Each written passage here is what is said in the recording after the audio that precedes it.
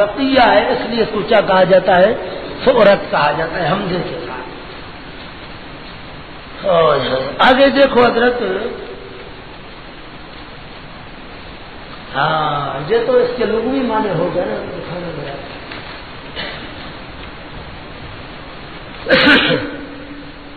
میری طرف دیکھو، سورت کس کو کہتے ہیں اصطلاح میں؟ قرآن یشتمل علی آیین، قرآن یشتمل علی آیین، وہ قرآن کا حصہ جو مشتمل ہے چند آیات پر، ذی فاتحۃ و خاتمۃ، جس کی ابتدا بھی ہے اور انتہا بھی ہے، غیر نہیں آپ کے پاس، ذی فاتحۃ و اقلھا ثلاث آیات، اقلھا ثلاث آیات، جی کم سے کم اس کی کتنی آیات ہوتی ہیں؟ 3 آیات ہوتی ہیں۔ سب سے چھوٹی صورت انا اعطیناک الکوثر ہے، اس کی 3 آیتیں ہیں، سمجھا نا؟ قرآن یشتمل علی آیین ذی فاتحۃ و خاتمۃ و اقلھا ثلاث آیات، وہ قرآن جو مشتمل ہو جی چند آیات پر، اور اس کی ابتدا بھی ہو انتہا بھی ہو، اور کم سے کم اس کی 3 آیات ہیں، سمجھا سے؟ اب آگے حضرت پڑھتے آؤ، سورتوں کے کئی قسم ہیں۔ پہلا قسم ہے مکی، کیا ہے؟ مکی سے نام سے بظاہر یہ سمجھا جاتا ہے کہ مکی صورتیں وہ ہیں جو مکہ مکرمہ میں نازل ہوئی ہیں، لیکن یہ تعریف نہیں ہے۔ ما نزل قبل الہجرت، ما نزل، وہ صورتیں جو ہجرت سے پہلے نازل ہوئی ہیں وہ کیا ہیں؟ مکیہ ہے۔ اور دوسرا قسم ہے مدنی، مدنی وہ صورت ہے ما نزل بعد الہجرت، وہ صورتیں جو ہجرت کے اگرچہ مکے میں کیوں نہ نازل ہوئی ہوں، سمجھا، وہ کیا ہے؟ مدنی ہے، سمجھ رہے ہو؟ لکھا ہے مکی وہ ما نزل قبل الہجرت، مدنی وہ ما نزل ولو فی مکہ تھا، اور اگرچہ مکے اور اس کے نواحی میں بھی اترا ہو۔ اور دوسری تقسیم ہے حضری اور سفری۔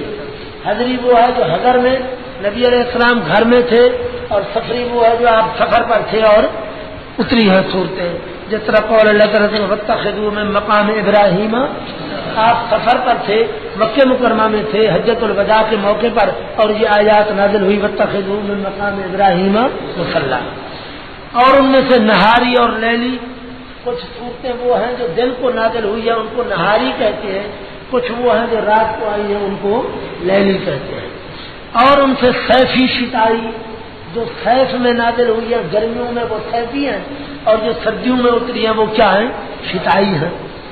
اور ان سے فراشی اور نومی، فراشی اور نومی کیا ہے؟ آپ صلی اللہ علیہ وسلم بستر پر تھے اور جاگ رہے تھے اور کوئی صورت آئی ہے تو وہ فراشی ہے، اور اگر نیند میں آئی ہے تو وہ کیا ہے؟ نومی ہے۔ لیکن آگے ہے اقول لم یثبت النومی فی القرآن بل کل القرآن فی الیقظۃ، نومی جو ہے قرآن کی کوئی صورت نہیں ہے، کیونکہ سارا قرآن یقظے اور بیداری کی حالت میں آیا ہے۔ اور ان میں سے ارضی اور سمائی ہے، کچھ صورتیں وہ ہیں جو زمین پر اتری ہیں، کچھ صورتیں وہ جو آسمان پر اوحا الی عبدہ آیا ہے نا، وہی تو آئی ہے نا، سمجھا؟ علماء نے فرمایا ہے کہ نبی علیہ الصلوۃ والتسلیم کے پاس جو کچھ قرآن آیا، جہاں بھی آیا آپ نے سارا بیان کر دیا ہے، آپ نے اپنے پاس کچھ نہیں رکھا ہے۔ اب ایک سوال ہوتا ہے کہ ارضی سمائی تو تم نے تقسیم کر دی، سورہ والمرسلات آپ مینا میں تھے حجۃ الوداع کے موقع پر، حجۃ الوداع سے پہلے کی بات ہے، سمجھا سی؟ حجۃ الوداع غلط کہہ رہا ہوں، ہجرت سے پہلے کی بات ہے، غار میں تھے مینا میں اور یہ صورت نازل ہوئی ہے، غار میں تھے، تو غار کی تم نے ارضی سمائی ہو تو بنا دی تقسیم، غار کہاں جائے گی؟ تو جواب اس کا یہ ہے کہ غار بھی تو زمین میں ہوتی ہے۔ ان قلت نزلت المرسلات فی الغار، سورۃ والمرسلات غار میں نازل ہوئی، میں کہتا ہوں کہ غار بھی حکم عرض میں ہے، سمجھے سی؟ اور آیت کا لقب آ گیا آخر میں، آیت اصل میں آیاتن تھا، آیاتن اصل میں کیا تھا؟ آیاتن شجراتن کے وزن پر، یا متحرک ماقبل مفتی اس کو الف کے ساتھ تبدیل کر کے کیا بن گیا؟ آیاتن، سمجھ رہے ہو؟ اور آیت منا علامت ہے، چونکہ یہ ختم ہو جاتی ہے بات، یہ علامت ہوتی ہے کس کی؟ اختتام کی، کہ یہ بات یہاں ختم ہو رہی ہے۔ والآیت بمعنی علامت، علامت کے معنی میں اوپر انقطاع اور انفصال مقبل کے مابعد سے اس کا اصل جو ہے آیا یاتن جس طرح کے شاہجہاناتن ہے. سمجھ رہے ہو؟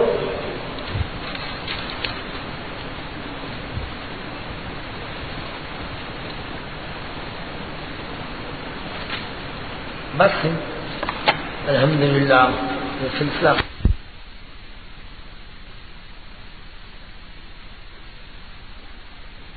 یوم الدین ایاک نعبد و ایاک نستعین اهدنا الصراط المستقیم صراط الذین انعمت علیہم غیر المغضوب علیہم ولا الضالین.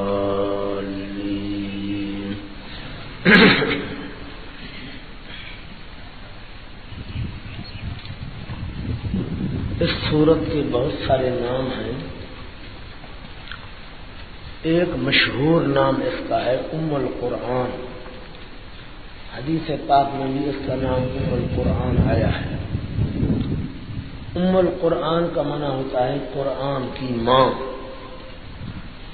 یہاں ام کا معنی ہوتا ہے مغز اور خلاصہ اور نچوڑ. جس طرح کے کوئی خلاصہ ہوتا ہے، آج صبح جس طرح پڑھا تھا لکل شیء لباب ولباب القرآن، اس طرح یہ سورت جو ہے ام القرآن جو پورے قرآن پاک کا خلاصہ اور اس کا نچوڑ ہے.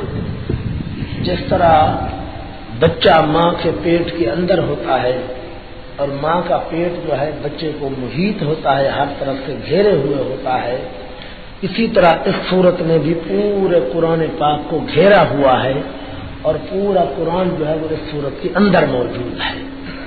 جس طرح ماں کے پیٹ کے اندر بچہ ہوتا ہے اور ماں کا پیٹ اس سے محیط ہوتا ہے، گھیرے ہوئے ہوتا ہے، اسی طرح یہ صورت جو ہے پورا قرآن اس صورت کے اندر ہے اور اس صورت نے پورے قرآن کو گھیرا ہوا ہے اور احاطہ کیا ہوا ہے.